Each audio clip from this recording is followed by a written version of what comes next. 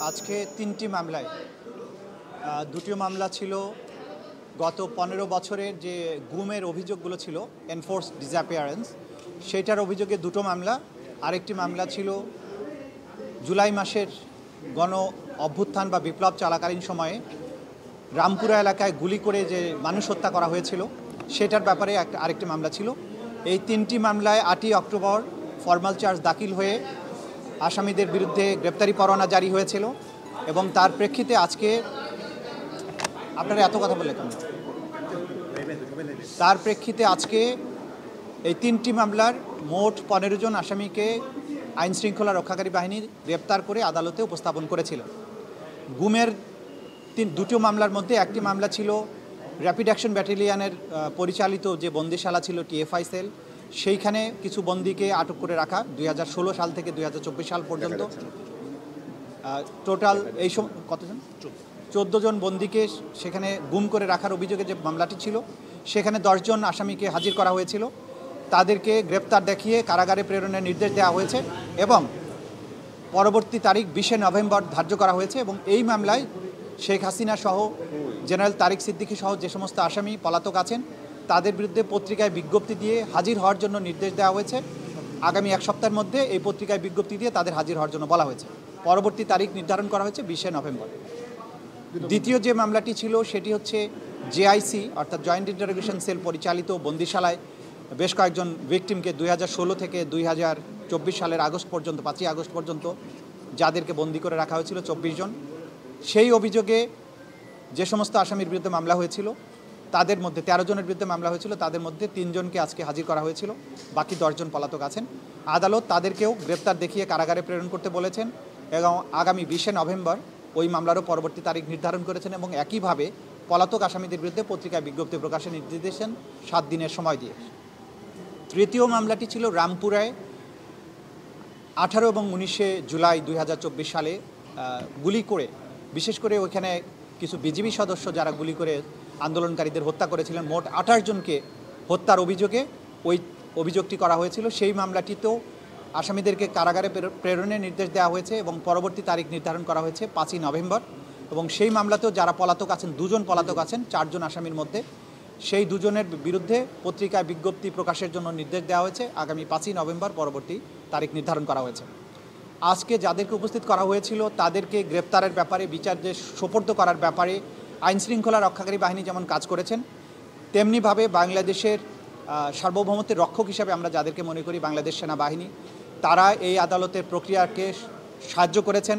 তারা ঘোষণা দিয়েছিলেন যে ল অফ দি ল্যান্ডের প্রতি তারা শ্রদ্ধাশীল থাকবেন, বিচার প্রক্রিয়ার প্রতি তাদের সমস্ত সমর্থন থাকবে। তারা সেই সমর্থন আমাদেরকে দিয়েছেন, আইনশৃঙ্খলা রক্ষাকারী বাহিনীকে দিয়েছেন। এই আসামিদেরকে গ্রেপ্তার করে আদালতে হাজির করার ব্যাপারে তারা সম্পূর্ণ সহযোগিতা করেছেন। এটা আইনশৃঙ্খলা রক্ষাকারী বাহিনীর মাধ্যমে আমরা জানতে পেরেছি। সুতরাং দেশপ্রেমিক সেনাবাহিনীর ব্যাপারে যে সমস্ত অপপ্রচার যারা করেন তাদেরকে আমরা বলবো অপপ্রচার করবেন না। ল অফ দি ল্যান্ড এবং বিচার প্রক্রিয়া একটা রাষ্ট্রের সভ্যতার মাপকাঠি নির্ধারণ করে। একটা রাষ্ট্র কতটা ফাংশনাল আছে সেটা নির্ধারিত হয় সেই রাষ্ট্রের জুডিশিয়ারি কতটা স্মুথলি ফাংশন করে। সুতরাং রাষ্ট্রের বাহিনীগুলো আমাদের এই বিচার প্রক্রিয়াকে সমর্থন করা, তাকে স্মুথলি পরিচালনার ব্যাপারে যেটা করেছেন, এটা প্রসিকিউশনের পক্ষ থেকে আমরা সবাইকে যারা এই প্রক্রিয়াকে সাহায্য করছেন তাদের সবার প্রতি আমাদের কৃতজ্ঞতা জানাচ্ছি। তারা যেমন জুলাই আগস্টে নিরস্ত্র ছাত্র জনতার উপরে যে পরিচালিত হত্যাযজ্ঞের সময় তারা যেমন রুখে দাঁড়িয়েছিলেন বা মাঝখানে ভূমিকা পালন করেছিলেন, যেটা জাতি স্মরণ করে, একইভাবে এই যে বিচার প্রক্রিয়া, গুমের বিচার প্রক্রিয়ার ক্ষেত্রেও তারা তাদের সহযোগিতা করছেন, আইনের প্রতি তাদের শ্রদ্ধা দেখিয়েছেন। এটাও আমরা এই আজকের এই সময়ে আমরা উল্লেখ করতে চাই। এই পর্যন্ত আজকের আমাদের বক্তব্য ছিল। Thank you. ওনাদেরকে আইনশৃঙ্খলা রক্ষাকারী বাহিনী গ্রেপ্তার করে আজকে আদালতে উপস্থিত করেছিল। তারা এখন যেহেতু আজকে আইনজীবীরা হাজির হয়ে তাদের পক্ষে ওকালতনামায় স্বাক্ষরের অনুমতি নিয়েছেন, তারা বলেছেন জামিনের আবেদন করতে চান। আদালত বলেছেন যেহেতু জামিনের আবেদন একটা প্রক্রিয়ার ব্যাপার আছে, প্রথমে ওকালতনামায় তারা সিগনেচার নেবেন, তারপরে নিয়মিতভাবে আবেদন করবেন। আদালত বলেছেন যে আবেদন থাকলে আপনারা রেজিস্ট্রার অফিসে আইন অনুযায়ী দাখিল করবেন, পরবর্তী তারিখে যদি কোনো আবেদন থাকে তখন সেটা তারা শুনানি করবেন। অনলাইনে শুনানির ব্যাপারে এটা বলল তারা। আর কোনো আবেদনই আজকে দাখিল হয়নি। তারা মৌখিকভাবে আসামিদের সাথে কথা বলার বা প্রিভিলেজড কমিউনিকেশনের জন্য আবেদন করেছিলেন, আদালত সেটা মঞ্জুর করেছেন। বাকি যে সমস্ত আবেদন তারা ফাইল করার কথা সেটা যথাযথ প্রক্রিয়ায় ওনারা দাখিল করবেন, করলে তখন প্রক্রিয়া অনুযায়ী সেটা শুনানি অনুষ্ঠিত হবে। গ্রেপ্তার থাকা অবস্থায় তাদের চাকরির স্ট্যাটাসটা কি হবে? আইন অনুযায়ী তাদের স্ট্যাটাস নির্ধারিত হবে। আপনারা জানেন যে আন্তর্জাতিক অপরাধ ট্রাইব্যুনালের আইন সর্বশেষ সংশোধিত হয়ে সর্বশেষ যে পর্যায়ে আছে সেখানে যেভাবে বলা আছে যে আসামি গ্রেপ্তার হলে তাদের কি স্ট্যাটাস হবে, আইন নির্ধারিত পন্থায় সেটা নির্ধারিত হবে। আমরা আগেও বলেছি এই ব্যাপারে, আজকে নতুন করে কিছু বলতে অনলাইনে হাজিরা দেওয়ার সুযোগ আছে কি? সেটা আদালত নির্ধারণ করবেন, সেটা ভবিষ্যতে যখন আবেদন আসবে বাস্তবতার নিরিখে আদালত যেটা ভালো মনে করবেন, যেটা বিচার প্রক্রিয়াকে স্মুথ করবে, সব কিছু মিলিয়ে কনভিনিয়েন্ট হবে, সেটা আদালতের নির্দেশ অনুযায়ী যা হবার সেটা হবে। ডিভিশন পাবে কি? বাকি বিষয়গুলো কারাগারের বিষয়। আচ্ছা, কারাগারের ব্যাপারে হচ্ছে তাদেরকে কাস্টডিতে প্রেরণের নির্দেশ দেওয়া হয়েছে। কাস্টডিতে প্রেরণ মানে হচ্ছে কারা কর্তৃপক্ষের অধীনে তারা চলে যাবেন। কারা কর্তৃপক্ষ তাদেরকে কোথায় রাখবেন, অর্থাৎ কোন জেলে রাখবেন, কোন সাব জেলে রাখবেন, ঢাকায় রাখবেন না চট্টগ্রামে পাঠাবেন না অন্য কোথাও রাখবেন, এটা অ্যাবসোলুট অথরিটি কারা কর্তৃপক্ষের, অর্থাৎ সরকারের। আদালতের কাজ হচ্ছে তাদেরকে কাস্টডিতে পাঠিয়ে দেওয়া।